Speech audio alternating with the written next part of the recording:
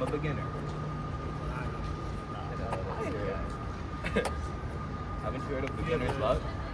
I don't know about beginner's luck. Beginner's luck. I don't know But about when you just start out, you get like really lucky and stuff. yeah, so that that's you, not like that.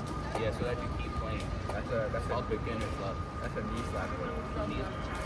So funny, bro. Yeah, So you, funny. You got bored already?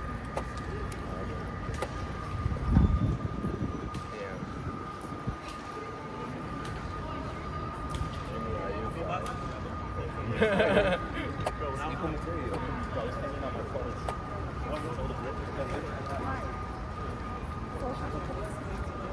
That's what I was wondering. You got that deep in yourself.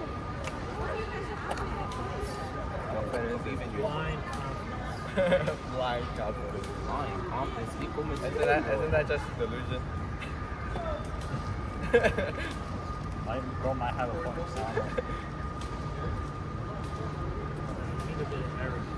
Arrogance. Yes.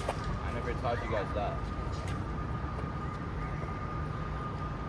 You didn't hear that from me. You did it here.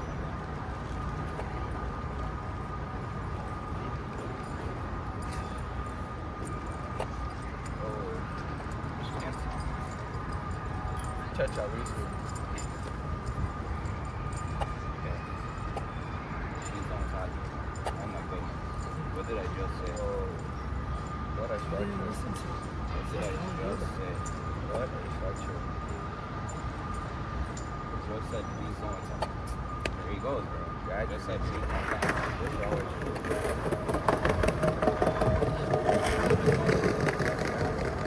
They keep attacking me. Go behind you.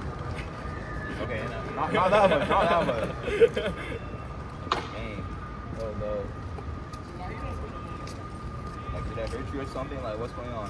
Yeah, you heard me yesterday. I didn't even know. That's the worst part.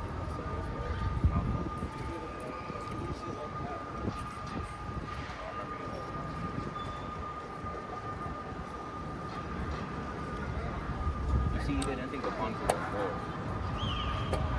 Little did he know. Forgot how Tom He's like, oh, if he pushes the pawn, 3 pawns. But little did he know. Little did he know. Little did he know. Oh, I tried to miss it.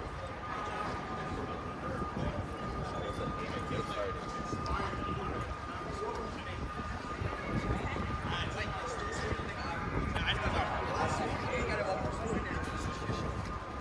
I want to make a out.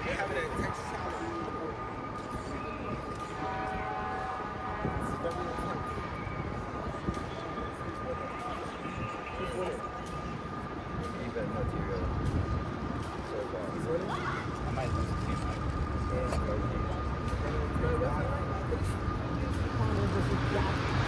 Oh, they're recording too. Yes. Oh.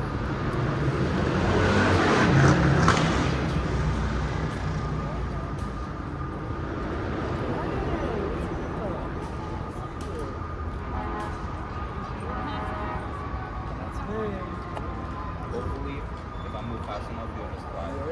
And I won't actually have to pick this. You didn't have to use his brain.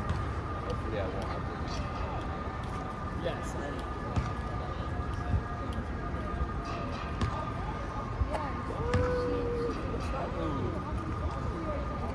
What's up with that?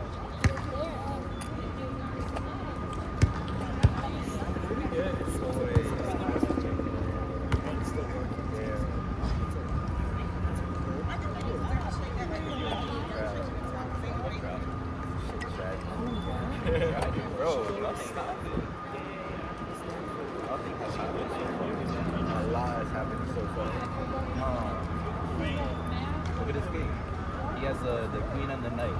Where's my knight? And a girl. Oh wait, he's up. Yeah, he has a knight. I have a knight. Oh no. He can get back home like my king is stuck. No knight. No pawn. See, now he's checking me. What can I do?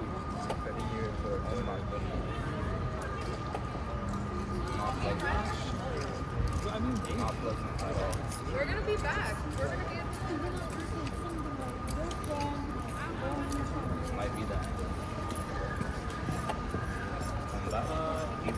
Defense time?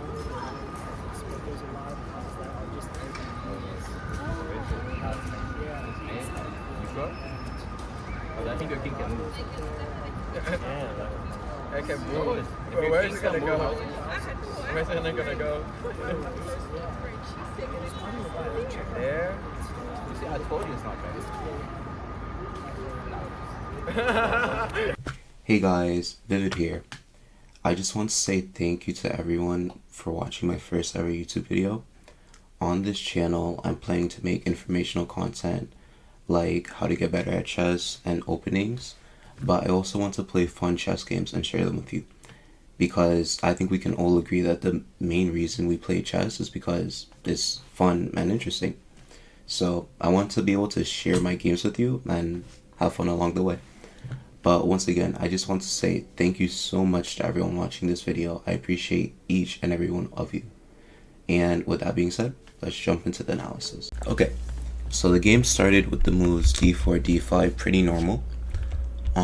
Continues like kind of like a weird London, except for some reason the knight is on c3.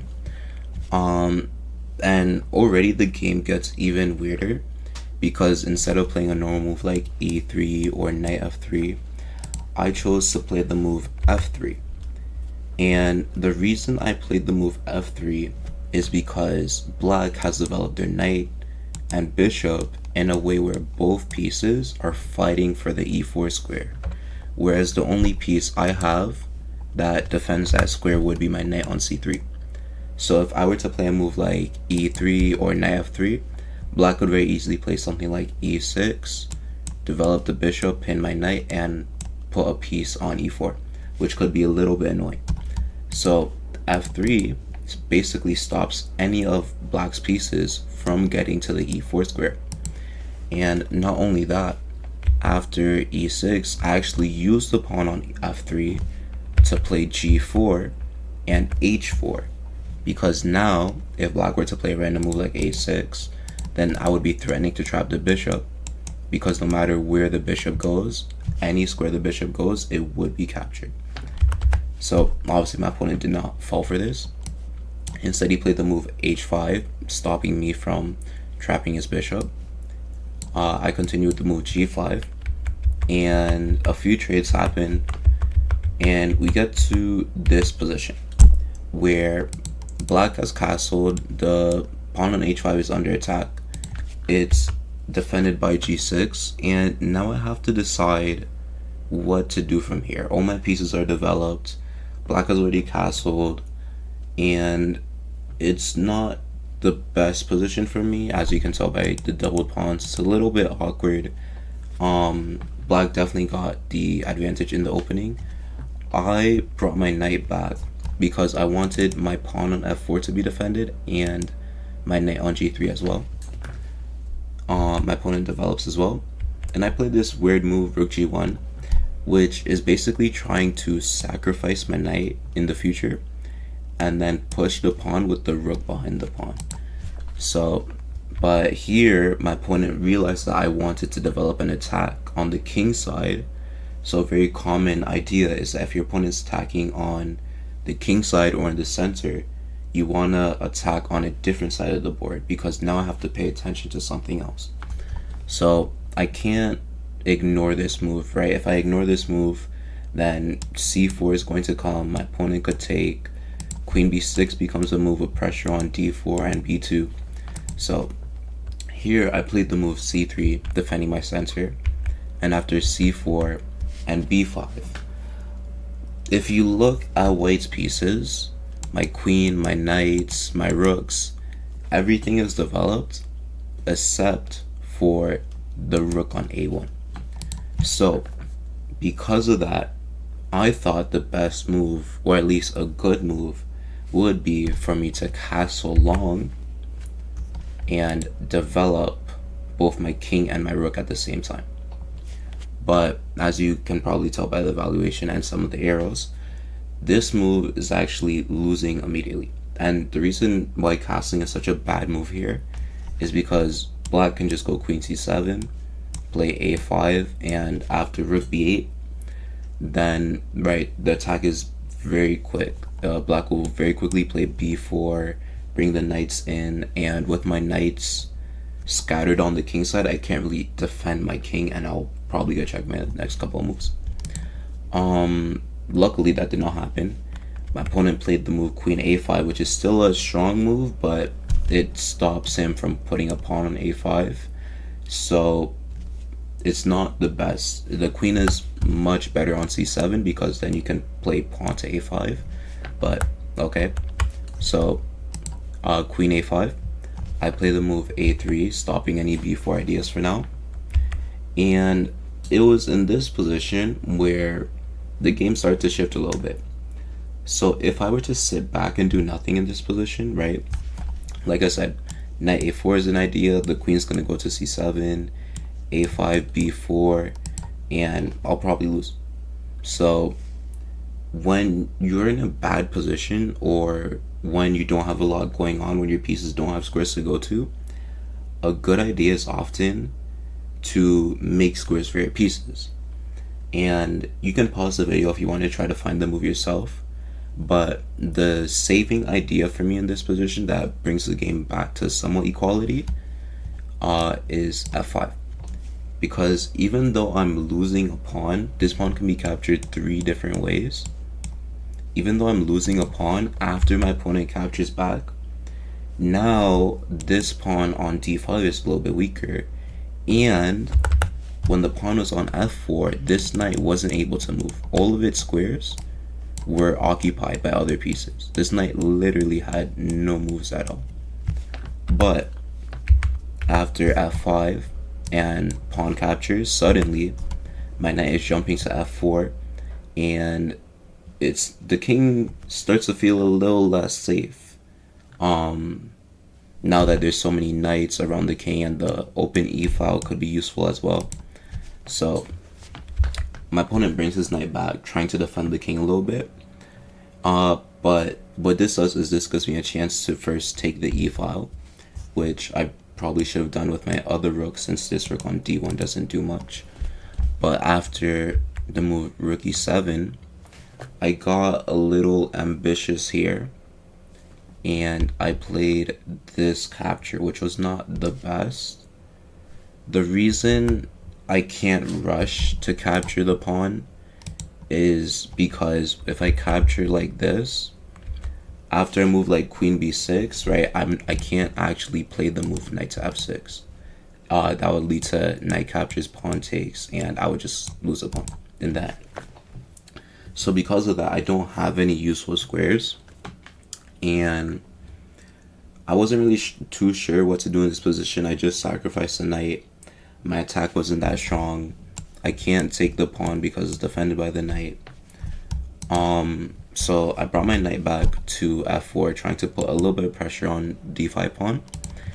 And my opponent played what I would say is the losing move for this game. My opponent here played the move f6.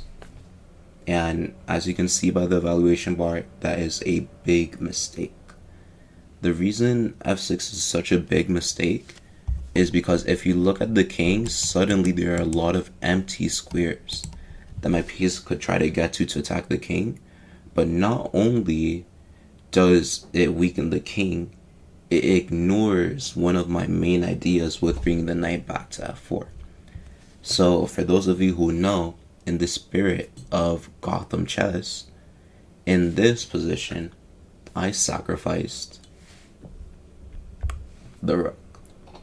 Not the best move. It was probably better to capture one of these pawns first, or probably capture on f5 with an immediate check on the next turn. But after rook takes e7 back, it's not really a sacrifice, because after I capture, I'm forking both the queen and the rook, so I will get my material back. The queen goes back, I capture the rook, and now I capture the pawn. And the thing is, if you count the material here, it's 4 pawns and a knight for 1, 2, 3, 4, 5, 6, 7 pawns. So material is equal, because right, knight is 3, I have 3 extra pawns. So although material is equal, the deciding factor here is that if you look at my king, I have a lot of pawns around my king. It's very hard for black to attack my king. Whereas black's king, on the other hand, right, doesn't have a lot of pawns around it. In fact, my pawns are closer to his king. So the black king doesn't feel very safe here, despite him having a knight versus my 3 pawns. The game continues with check, which, although it does attack my king, it leaves this knight undefended. And I move my king out of the way. No more checks since my queen covers the diagonal.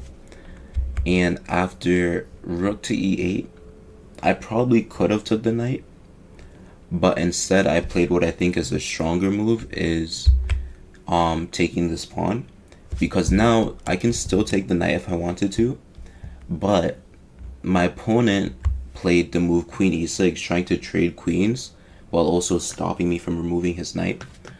But this allows a checkmate in 2 moves. So you guys can pause the video, see if you can find it yourself. But the way to force checkmate in 2 moves here is you start with the move queen to g6. And now you can see why those pawns around the king matter, right? I have pawns around my king, my opponent does not. Without these pawns, the king is very, very weak. And if the king were to go to h8, which did not happen in the game, or g8, f8, which did happen in the game, it's still the same no matter what, because in the end, the queen will go to g7, defended by the pawn, and that is in fact a checkmate. With that being said,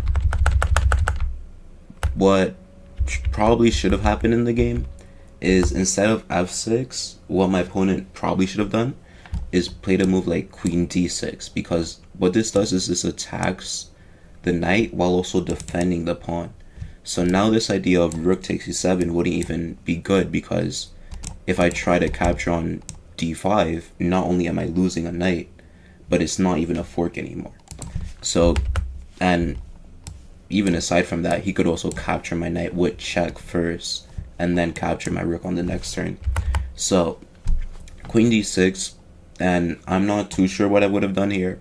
I would have tried to do something to win the game, probably bring my knight to h5 again, although that doesn't really do much. So, yeah, my opponent had a really good chance in this game, but it came down to this move f6, which, yeah, weakened the king too much, gave me sacrificing ideas, and yeah, it just comes down to king safety in the end.